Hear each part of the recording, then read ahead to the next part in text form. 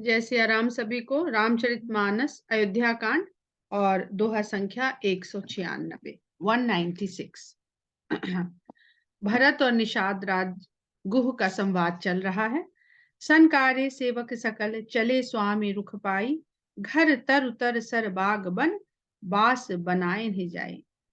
इस प्रकार जब भरत जी और निषाद बात कर रहे थे और दोनों भेंट किए आपस में, एक दूसरे को अपना अपना नाम परिचय बता करके और गले मिले, भेंट करे, और उस प्रकार जब सबके सम्मुख उनका ये प्रेम का मिलन हुआ और देवताओं ने उसकी सराहना करी, अब निषाद राज ने भरत जी के मन के भाव को समझ लिया। उसने कहा था ना कि मित्रता और बैरु प्रीत नहीं दुरई दुराए, लखब सनेहु सुभाए सुहाए, बैरु प्रीत नहीं दुरई दुराए। तो जब उसने देख लिया, समझ लिया कि ये तो राम के प्रेम के भाव से भरे हुए हैं, जो राम के प्रेम भाव से भरा रहे वही भरत है। जो उस भाव से भर जाता है फिर वो सबका भरण पोषण करने में, कुछ भी करने में समर्थ हो जाता है। भरत के नाम में बहुत बहुत भाव है। भा भाव है, राम है, ता त्याग है। अगर भरत के नाम को आप समझना शुरू करेंगे तो खाली नाम में ही बहुत कुछ मिल जाएगा, फिर शब्द में बहुत कुछ मिल जाएगा, फिर अर्थ में बहुत कुछ मिल जाएगा, और शायद राम भी मिल जाएंगे अगर हम लोग भरत के भाव को समझना आरंभ कर देंगे।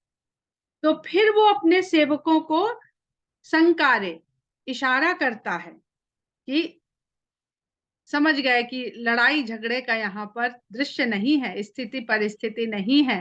तो सेवक भी अपने स्वामी के रुख को समझ गए, वो क्या कहना चाहते हैं समझ गए, और सब ने वहां से तुरंत आगे बढ़ के घरों, पेड़ों और बाग, सरोवरों के किनारे बास बना दिए। सबके ठहरने रुकने विश्राम के स्थल सबने बनाने आरंभ कर दिए। श्रृंगबेरपुर भरत दीख जब भे स्नेह सब अंग शिथिल। और जो निषाद राज का क्षेत्र था श्रृंगबेरपुर, वहां पर जब भरत पहुंचे और उन्होंने उस स्थान को देखा तो भावावेश के कारण उनके अंग शिथिल हो गए। सोहत दिए निषाद ही लागू, जनु तनु धरे विनय अनुरागु। सोहत दिए निषाद ही लागू, अंग शिथिल हो गए। जब भावावेश के कारण व्यक्ति के अंग शिथिल हो जाते हैं तो उसका अपने शरीर पर काबू, कंट्रोल नहीं रह जाता है। तो अब वो चले कैसे? तो सोहत दिए निषाद ही लागू, तो निषाद के कंधे का सहारा ले लिया भरत जी ने, और उसके सहारा लेकर के श्रृंगबेरपुर पहुंचे, उस स्थान पर पहुंचे। बहुत सुंदर भाव है यहाँ पर भी कि भरत जो दशरथ के पुत्र हैं, राम के लघु भ्राता हैं, वो सहारा ले रहे हैं निषाद राज गुह का। कहां तक पहुंचने के लिए? जहां पर राम ने निवास किया है, विश्राम किया है, उस स्थान को। तो जैसे जैसे व्यक्ति जीव अपने इष्ट के समीप पहुंचता है, वैसे वैसे वो भावावेश उसका बढ़ता जाता है। और जब प्रेम का भावावेश बढ़ता जाता है तो जो नकारात्मक क्रियाएं होती हैं शरीर की, या सोच और विचार होते हैं, वो अपने आप उसको छोड़ देते हैं। आपको कुछ प्रयास करने की जरूरत नहीं। प्रेम को पैदा करिए, सब अपने आप भाग जाएंगे वहां से। तो सोहत दिए निषाद ही लागू, जन तनु धरे विनय अनुरागु। वो ऐसे शोभायमान हो रहे हैं भरत जी निषाद राज जी का सहारा लेके चलते हुए, जैसे विनय और अनुराग, प्रेम है और विनम्रता है। प्रेम का पहला गुण है कि विनम्रता आती है, अहंकार नहीं आता है। भक्ति से अहंकार आ सकता है, क्योंकि रावण भी भक्त था और उसको अहंकार आ गया था। पर जो प्रेम है वहां पर विनम्रता आती है। यही विधि भरत सेनु सब संगा दीख जाई जग पावन गंगा। इस प्रकार भरत ने अपनी सभी सेना और लोगों के साथ जगत को पवित्र करने वाली गंगा का दर्शन किया। राम घाट कह कीन प्रणामो, भा मनु मगन मिले जनु राम। और गंगा जी के किनारे उस घाट पर पहुंचे जहां रामचंद्र जी जब पहुंचे थे। ये सब निषाद उन्हें बता रहा है कि यही संध्या वंदन के लिए राम ने स्नान किया था। तो राम घाट कह के उसे संबोधित करता है। और आज भी राम घाट श्रृंगेरपुर में पाया जाता है। हम लोग ने जब श्रृंगेरपुर की यात्रा करी थी तो उस स्थान को देखने का सौभाग्य मिला था। उस स्थान को भरत प्रणाम करते हैं और प्रणाम करते हुए ऐसे मगन हो जाते हैं जैसे राम के ही दर्शन हो गए। तो राम आपको भाव से मिलेंगे। राम अब मिलने वाले नहीं है सशरीर, क्योंकि अपना भरत जैसे भाव है और ना हनुमान जैसा समर्पण भाव है। तो सशरीर तो मिल नहीं सकते हैं, पर हमको भाव रूप में जहां जहां राम के चरण पड़े हैं वहां वहां यदि आप प्रेम के साथ जाते हैं तो आज भी वहां पर आपको राम का दर्शन हो सकता है, राम की अनुभूति हो सकती है। भा मनु मगन मिले जनु राम, करहि प्रणाम नगर नर नारी, मुदित ब्रह्म में बार निहारी। सभी नगर के सभी नर नारियों ने उस स्थान को प्रणाम किया। अब एक भरत जैसा भक्त आगे हो तो जो उसका आचरण हो भक्ति का, सब वही करेंगे। हम लोग भी तो यही कह रहे हैं कि भाई भरत के आचरण को अपना लीजिए, राम के मार्ग पर चल लीजिए, राम मिल जाएंगे, राममय हो जाएंगे, राम जैसे संसार को आप दिखने लगेंगे। तो नर नारियों ने भी वही भरत जी के ही आचरण को दोहराया और ब्रह्मा जो गंगा जल है उसको ब्रह्ममय मान करके निहार रहे हैं।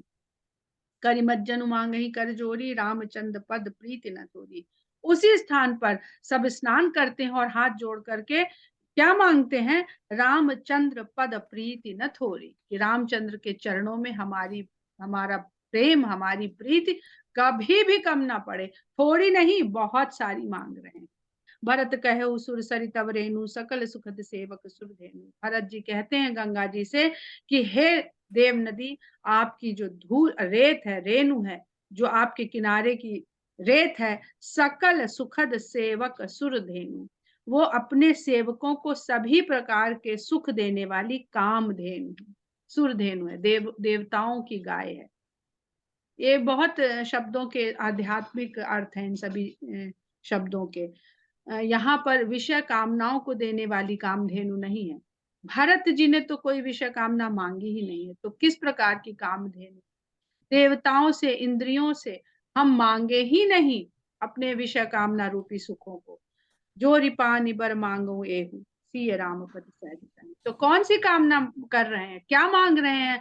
गंगा रूपी जो ब्रह्ममय नदी का जल है और जो अपने सेवकों को सभी प्रकार के सुख और सभी प्रकार के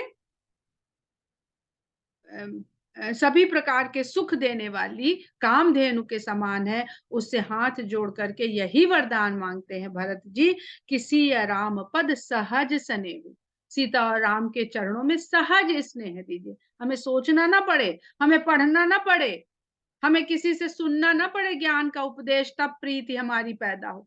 सहज स्वाभाविक रूप से हमारे हृदय में सीताराम के चरणों में प्रेम बना रहे। यही विधि मत जनु भरत करी, गुरु अनुशासन पाई, मातु नहानी जानी सब डेरा चले लवाई। इस प्रकार गंगा जी में स्नान करके और गुरु की आज्ञा पा करके, और जब उन्होंने ये जाना कि माताओं ने भी स्नान कर लिया है, तब वहां से उन्होंने अपना डेरा आगे बढ़ाया। जहां तहां लोगन डेरा कीन्हा, भरत सोध सब ही कर लेना। अब जो निषाद के पूरे सेवकों ने सबके ठहरने का जो इंतजाम किया है, वहां जा जाके सबने अपना डेरा डाला, एक जगह से उठाया और दूसरी जगह डाला।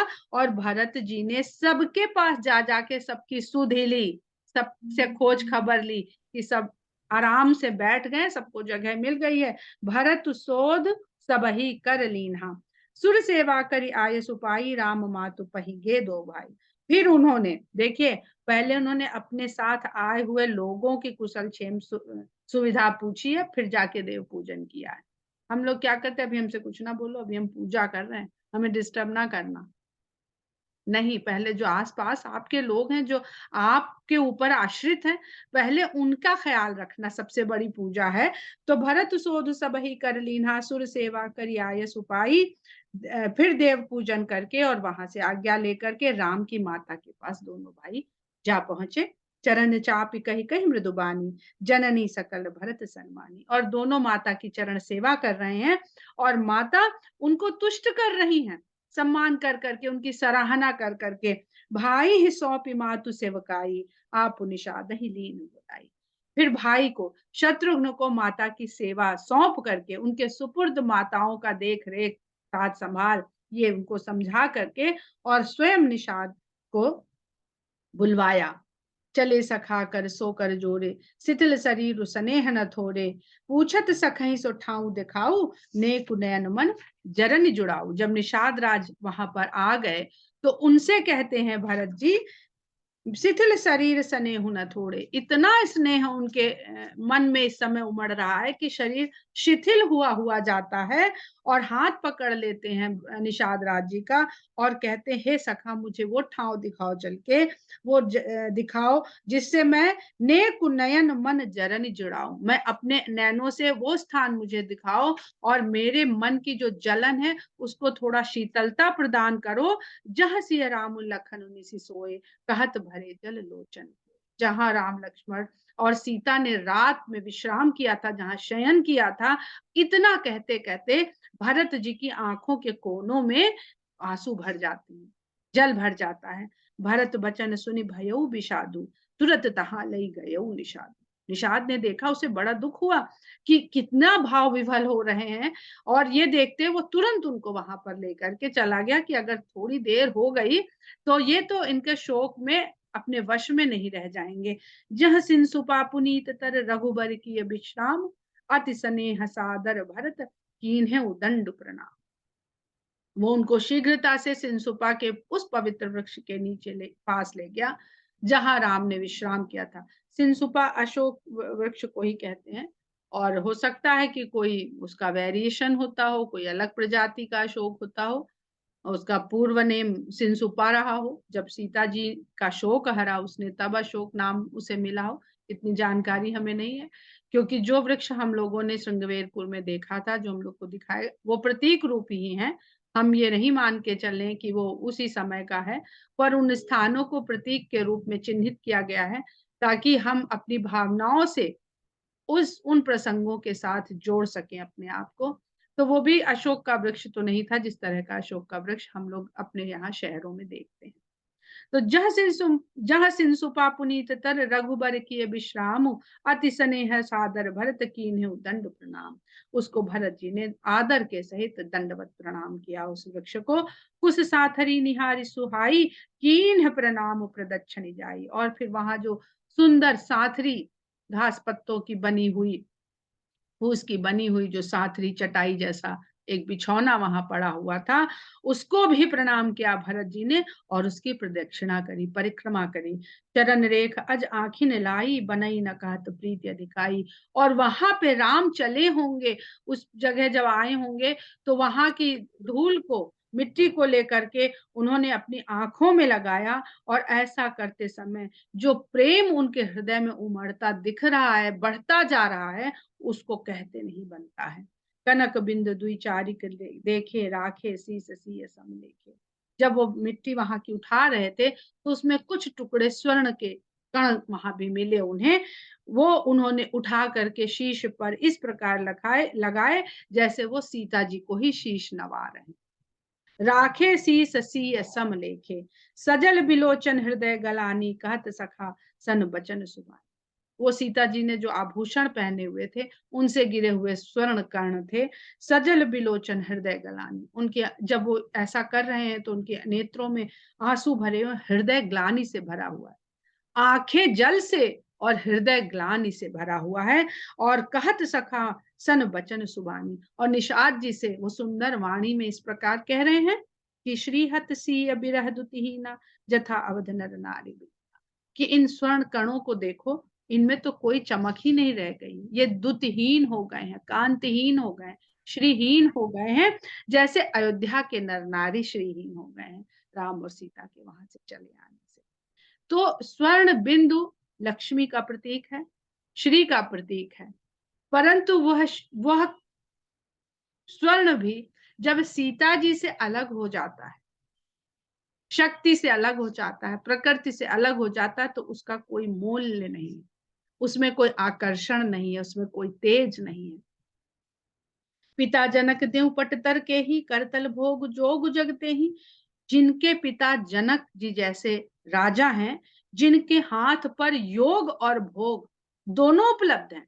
अधिकतर राजा इतना ऐश्वर्य और वैभव प्राप्त कर लेते हैं, इतने शक्तिशाली हो जाते हैं कि संसार के सभी भोग जो स्वर्ग में भी दुर्लभ है, वो उनको यहाँ पर प्राप्त होते हैं। दशरथ जी के लिए बार बार कहा गया है कि ऐसी नगरी है कि इंद्र भी सराहते हैं, इंद्र भी लज्जित हो जाते हैं, ऐसा सुख वैभव है दशरथ जी के महल में, जो देवताओं को भी दुर्लभ है, जो देवताओं को भी प्राप्त नहीं है। पर जनक ही ऐसे राजा हैं जिनको भोग उपलब्ध होते हुए भी वैराग्य है, उनको किसी चीज में लिप्तता नहीं है। तो कह रहे हैं करतल भोग जोग जग जेहि। जोग यानी योग, भोग हमें योग से अलग करता है। भोग एक माइनस है। अगर हम लोग बीज गणित की बात करें तो भोग जो होता है वो नेगेटिव है, वो हमको किसी भी चीज से निकाल देता है। अंक गणित की, बीज गणित की नहीं, अंक गणित की बात करें तो जो माइनस होता है वो किसी भी चीज से तो भोग जो है हमें ब्रह्म से, ईश्वर से अलग कर देता है, माइनस करके हटा देता है वहां से। और योग यानी प्लस, धन, एडिशन, वो हमें उसी ब्रह्म से जोड़ देता है। पर जनक जी के पास ऐसा ज्ञान है, ऐसा वैराग्य है, ऐसा भाव है, उन्होंने अपने आप को इस अवस्था तक पहुंचा लिया है जो भोग के बीच में रहते हुए भी योग सदा ब्रह्म से जुड़े रहते हैं। उनको वो कभी विचलित नहीं करता है, न तन से न मन से, क्योंकि मन को विचलित करने का साधन तन ही है। इसीलिए राजा जनक को विदेह कहा जाता है, जो देह से विलग है, जो देह की जो माया मोह आसक्ति है उससे वो बंधन मुक्त हो चुके हैं। और ससुर भानुकुल भानु भुआलु जैसी हाथ अमरावती पालू। और जिसके ससुर सूर्य वंश के सूर्य के समान राजा हैं, जिनकी सराहना अमरावती पालू, अमरावती के पालक, अमरावती इंद्र की राजधानी, ऐसी नगरी जो सदा, जहां अमरत्व निवास करता है, इंद्रियों का सुख इस संसार में सदा अमर है। सब बदल जाएगा, युग बदल जाएंगे, राजा बदल जाएंगे, सरकारें बदल जाएंगी, लेकिन इंद्रियों का सुख सदा अमर रहेगा। जो जो यहाँ आएगा वो यही इसी में लिप्त हो जाएगा। हम चले जाएंगे, आप चले जाएंगे, लेकिन इंद्रियों का सुख यहाँ बना रहेगा। तो ऐसा यही इंद्र की अमरता यही है। जय सिहात अमर अमरावती पालू, वही पालक है इन सब विषय कामनाओं का पालक है इंद्र। प्राणनाथ रघुनाथ गोसाई जो बढ़ोत सुराम बड़ाई। और जिनके प्राणनाथ स्वयं रघुनाथ हैं, राम हैं, जिनके कारण ही सबको संसार में बड़ाई मिलती है। जो बढ़ोत सो राम बड़ाई, जिसको वो चाहें वो बड़ा कर दें। पति देवता सुतीय मनीषी साथी देख बिहरत हृदय हरि हर पवित्र कठिन विषय। ऐसी और ऐसे स्वामी के लिए सीता पतिव्रता स्त्रियों में शिरोमणि है। अब पतिव्रत का धर्म तो बहुत हमारे यहाँ बताया जाता है और कहा जाता है कि स्त्रियों के ऊपर ऐसा थोप दिया है कि उसके लिए व्रत निर्धारण कर दिया, पतिव्रत है। अभी क्योंकि हम लोग अरण्य कांड में इसको बहुत बड़े कटु कटु चौपाइयां आने वाली स्त्री धर्म को लेके, नारी धर्म को लेकर के। पर उस पतिव्रता धर्म से पहले तुलसीदास जी कहते हैं प्राणनाथ रघुनाथ गोसाई जो बढ़ोत सो राम बड़ाई। पहले पति का वर्णन है, पति के वर्णन के बाद पतिव्रत धर्म का वर्णन है। तो कोई कंफ्यूज होने की किसी को जरूरत नहीं है, तुलसीदास जी ने कहीं कुछ गलत नहीं लिखा है। पति देवता सुती यमनी, ऐसे पति को देवता मानने वाली स्त्रियों में शिरोमणि सीता इस साथरी पे सोई। ऐसा देख करके हे शंकर मेरा हृदय फट नहीं रहा है, क्या ये वज्र से भी ज्यादा कठोर हो गया है। अब जीवन में कभी कष्ट मिले, शारीरिक कष्ट मिले, भावनात्मक कष्ट मिले, तो इस क्षण को, इस प्रसंग को याद कर लीजिएगा। आपको अपनी अवस्था, अपनी परिस्थिति ये नहीं लगेगा कि आप राम से भी श्रेष्ठ हैं, आप सीता से भी श्रेष्ठ हैं और आपको इतना बड़ा कष्ट मिल गया है। लालन जोग लखन लघु लोने, भे न भाई यस अहहि न होने। और फिर कहते हैं छोटा भाई हमारा लक्ष्मण प्यारा सा, जो सदा ही सबका लाडला रहा, ऐसा भाई ना हुआ है और ना होगा। भे न भाई अस अहहि न होने, ऐसा भाई ना हुआ है, ना है और ना होएगा। तीनों काल की बात कर दी। पुरजन प्रिय पितु मातु दुलारे, सिय रघुबीर ही प्राण प्यारे। जो नगर वासियों का, माता पिता का, सभी का दुलारा है, और सिया और राम को तो प्राणों से भी प्यारा है। मृद मूर्ति सुकुमार सुभाव, देखने में सुंदर मृदुल सब उसका रूप रंग, सुकुमार स्वभाव, स्वभाव से भी कोमल है। तात बाऊ तन लाग न काऊ, सभी ने उसको इस तरह से रखा है कि कभी गर्म हवा भी उसके शरीर को छू न जाए। तात बाऊ तन लाग न काऊ, उसके शरीर पे गर्म हवा भी किसी ने नहीं लगने दी है कभी। ते बन सहाई विपत्ति सब भांति, निदरे कोटि पुलिस रही छाती। वो वन में आके इस प्रकार की विपत्ति को सह रहे हैं, निदरे कोटि पुलिस यही छाती। और ये देख के सुन करके, सामने प्रत्यक्ष देख रहा हूँ, सुनी सुनाई बात नहीं कर कहीं से सुन रहा हूँ कि अरे कह रहे हैं कोई जरूरी, क्या पता ऐसे रहे हो कि ना रहे हो।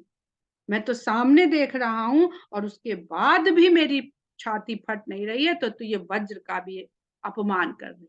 वज्र को भी पीछे छोड़ दिया है इसने। राम जन्म ही जग कीन हो उजागर, रूपशील सुख सब गुण सागर। राम ने तो जन्म लिया है इस संसार को उजागर करने के लिए, प्रकट करने के लिए, कि संसार ये क्या है, संसार का सत्य क्या है। वे जन्म लेकर उन्होंने ये प्रकट किया है। वो रूप स्वभाव सुख सभी के गुणों के सागर हैं। पुरजन परिजन गुरु पितु माता, राम स्वभाव सबहि सुखदाता। परिवार के, नगर के, माता पिता के, गुरु के, सभी के वो चाहते हैं। और राम का स्वभाव ऐसा है कि वो सभी को सुख देते हैं। बैरू राम बड़ाई करही, बोलन मिलन बिनय मन हरही। उनका तो जो बैरी है वो भी उनके स्वभाव की बड़ाई करता है, उनके बोलने और मिलने में विनम्रता की प्रशंसा करता है। सादर कोटि कोट सत सेखा, कर न सकहीं प्रभु गुण गण लेखा। अगर शारदा और शेष ये 100 करोड़ भी हो जाए, कोटि कोटि सत शेषा, 100 100 करोड़ भी हो जाए, तो भी राम के गुणों का लेख नहीं कर सकते हैं। इसीलिए आजकल लोग राम में अवगुण ढूंढने लगे हैं, क्योंकि वो न शेष है न शारदा है। सुख स्वरूप रघुवंश मणि मंगल मोद निधान, ते सोवत कुश दासी मही विध गति अति बलवान। सुख स्वरूप, जो स्वयं सुख के स्वरूप हैं, रघुवंश में मणि के समान है, और मंगल और आनंद के निधान है। उन्हीं से सारे मंगल और आनंद संसार को प्राप्त होते हैं। वो इस कुश की चटाई बिछा करके इस पर सो रहे हैं। तो हे विधाता, तुम्हारी गति ही सबसे अधिक बलवान है। राम सुना दुख कान न काऊ, जीवन तरु जिम जुगवई राऊ। पलक नयन फनि मनि जही भांति, जुगवई जननी सकल दिन राती। राम ने तो दुख क्या होता है ये शब्द कानों से नहीं सुना। जीवन तरु जिम जुगवई राऊ, राजा उनको ऐसे ऐसे जोग के रखते थे, ऐसे संभाल के रखते थे जैसे वो उनके लिए जीवन वृक्ष हो। और माताएं उन्हें जैसे सर्प अपनी मणि को सहेजे रहता है, पल के नयन को सहेजे रहती हैं, इसी प्रकार माताएं उनको संभालती थी, सहेजती थी। ते अब फिरत विपिन पदचारी, कंद मूल फल फूल आहारी। वो अब पैदल इन घने, इन कठिन जंगलों में पैदल फिर रहे हैं, और कंद मूल फल फूल ये आहार है उनका, इसको ढूंढते फिर रहे हैं। मिले तो खा लेंगे, नहीं मिले तो वो भी नहीं नसीब होगा। धिग कह कई अमंगल मूला, भैस प्राण प्रियतम प्रतिकूला। धिग कह कई अमंगल मूला, ये सब जो अमंगल यहाँ मुझे उनके साथ होता दिख रहा है, जो मंगल और आनंद के निधान है, मूल है, वो उसका जो कारण बनी है कह कई, उसको धिक्कार है। जो भय से प्राण प्रियतम प्रतिकूला, जो अपने प्रियतम के लिए प्रतिकूल हो गई, अपने पति के लिए भी प्रतिकूल हो गई। मैं धिग धिग अग उदरी अभागी, सब उत्पात भय जही लागी। और फिर मुझे धिक्कार है कि मैं इन सब पापों का सागर हो गया, मैं ऐसा अभागा हूं कि ये सब मेरे कारण, सब उत्पात भय जही लागी, ये मेरे लिए ये सब उत्पात रचा गया है, बनाया गया है। तो मुझे बहुत धिक्कार है अपने ऊपर। कुल कलंक कर सृजो विधाता, साई दोह मोहि कीन कुमाता। विधाता ने मुझे अपने कुल के ऊपर कलंक के रूप में सृजन किया था, मेरा मुझे जन्म बना के जन्म दिया था, और उस पर मेरी कुमाता ने मुझे अपने स्वामी का द्रोही भी बना दिया, कर दिया। सुनि सप्रेम समझाऊ निषादु, नाथ करे गत बाद विषादु। उनके ऐसे वचन सुन करके निषाद उन्हें समझाता है और कहता है कि इस तरह की बात करके आप विषाद में मत पड़िए, दुख में मत पड़िए। राम तुम्हें ही प्रिय, तुम प्रिय राम ही, यह निर्जोष दोष विधि बाम ही। राम तुम्हें ही प्रिय, आपको राम प्रिय हैं और आप राम को प्रिय हैं। यह सब जो होता दिख रहा है, ये सारा दोष तो विधाता के बाएं होने का, प्रतिकूल होने का है। अब अगर भरत निषाद से नहीं मिलते तो ये भरत को कौन बताता, क्योंकि निषाद ने राम के साथ इतनी वार्ता करी है, और जो लक्ष्मण के साथ वार्ता करी है, वो लक्ष्मण जी वहां जरूर गुस्से में थे, पर जब निषाद से बात हुई है तो उन्होंने किस प्रकार का निषाद को उपदेश दिया था, तो ये सब लक्ष्मण जी का बनाया हुआ भूमिका है कि निषाद इस प्रकार की बात, राम तो कुछ बोले ही नहीं है वहां पर ज्यादा। तो कहता है कि विधिबाम की करनी कठिन जहि मातु कीन्ही बावरी। विधाता की जो करनी है वो प्रतिकूल हो गई है, जिसने माता को बावला कर दिया है, जिसकी बुद्धि ऐसी हो गई कि बावला व्यक्ति को समझ नहीं आता है कि वो अच्छा कर रहा है कि गलत कर रहा है। तही रात पुनि पुनि कर रही प्रभु सादर सराहना रावरी। उस रात जब मैं उनके साथ मिला था तो वो तो बार बार आपकी ही सराहना कर रहे थे। तुलसी न तुम सो राम प्रीतम, कहत हूं सौ है किए। तुलसीदास जी कहते हैं कि निषाद राज कह रहा है कि राम को आपके समान कोई भी प्यारा नहीं है, मैं सौगंध खा के कहता हूं।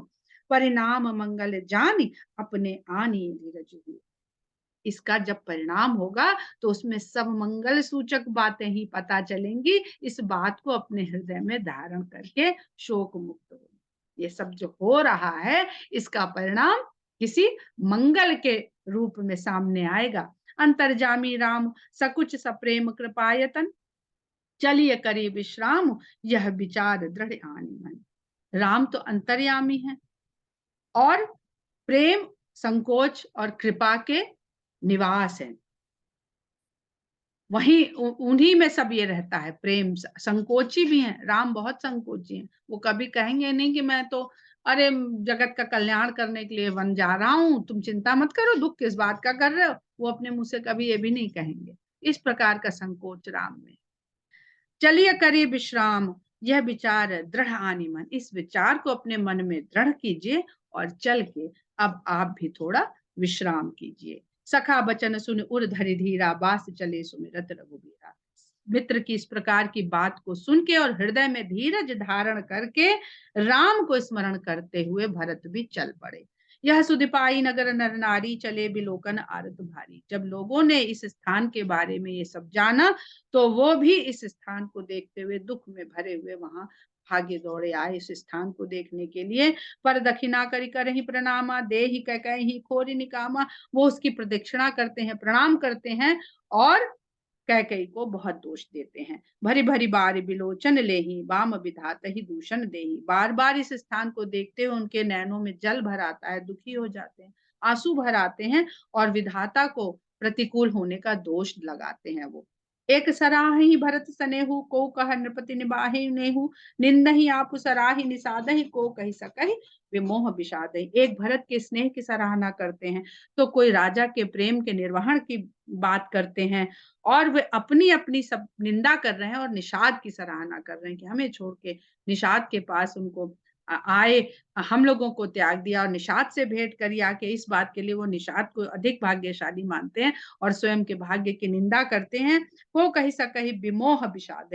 और इस प्रकार उनको जो हर वस्तु से मोह भंग हो रहा है और जिस प्रकार का विषाद हो रहा है उसको कहते नहीं बनता है। यही विधि रात लोग सब जागा, भाबिन सारु गुदारा लागा। इस प्रकार बातचीत करते ही रात बीत गई और सवेरा हो गया। जब सवेरा हो गया तो नावों नावों घाट पर सारी नावों के एकत्रित होना शुरू हो गया। वहां पर गुरहि सुनाव चढ़ाई सुहाई, नई नाव सब मातु चढ़ाई। भरत जी ने सबसे सुंदर नाव पे गुरु को चढ़ाया और जो नई सबसे नाव थी उनमें माताओं को चढ़ाया। दंड चारी महाभास बुपारा, उतरी भरत तब सब ही संहारा। 4 घंटे में सभी लोग गंगा जी के पार उतर गए और वहां पार उतरने के पश्चात भरत जी ने सबको संभाला, वहां पर देखा सब ठीक से आ गए कि नहीं। प्रात क्रिया करी मातु पद बंदी गुरहि सिरुनाई, आगे किए निषाद गण दीन है उकट कुचलाई। और प्रातः काल की सभी क्रियाओं को करके, माता और गुरु की चरण वंदना करके, और आगे किए निषादगण, निषाद को और उसके लोगों को आगे करके, फिर भरत जी ने दीन है उकट कुचलाई, अपनी सेना जो थी, अपना जो साथ में लोगों का कारवां लेके आए थे, वो उनके पीछे चला दिया। हम लोग दोहा संख्या 202 पर आज की कथा को विराम देते हैं। जय सिया राम।